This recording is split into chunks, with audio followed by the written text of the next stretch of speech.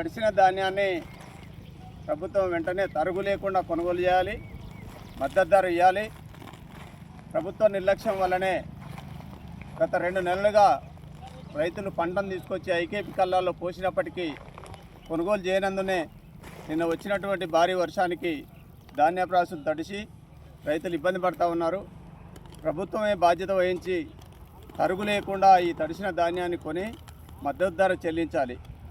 ప్రభుత్వం వచ్చిన 2.5 సంవత్సరాల కాలంగా పూర్తిగా రైతును టార్గెట్ చేస్తూ రైతు వ్యతిరేక విధానాలు అవలంబిస్తున్నటువంటి ప్రభుత్వం కనీసం రైతు రుణమాఫీ చేయట్లేదు, రైతులకు రైతు భరోసా చెల్లించట్లేదు, సకాలంలో కరెంట్ ఇవ్వదు, సకాలంలో నీళ్ళు ఇవ్వదు, పంటకు కావాల్సినటువంటి ఎరువులు కూడా ఇవ్వకుండా రైతులే ఇబ్బంది పడి పంట పండించుకొని తీసుకొచ్చి కళ్ళాల్లో పోస్తే తీరా కొనుగోలు చేయకుండా ఆలస్యం చేసి అకాల వర్షాలకు గురి చేసి రైతుల్ని ఇబ్బంది పెడతా ఉంది.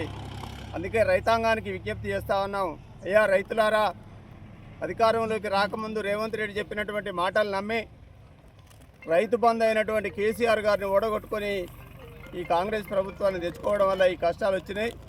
భవిష్యత్తులో ఎలాంటి అవకాశాలు వచ్చినా ఓట్ల రూపంలో కాంగ్రెస్ ప్రభుత్వానికి, కాంగ్రెస్ పార్టీకి తగిన బుద్ధి చెప్పాలని మిమ్మల్ని కోరుకుంటూ ఈ తడిసిన ధాన్యాన్ని కొనేంత వరకు ఈ రైతాంగం పక్షాన మేము ఉండి పోరాటం చేస్తామని తెలియజేస్తూ జై తెలంగాణ, కేసీఆర్ గారి నాయకత్వం, కేసీఆర్ గారి నాయకత్వం, జై తెలంగాణ.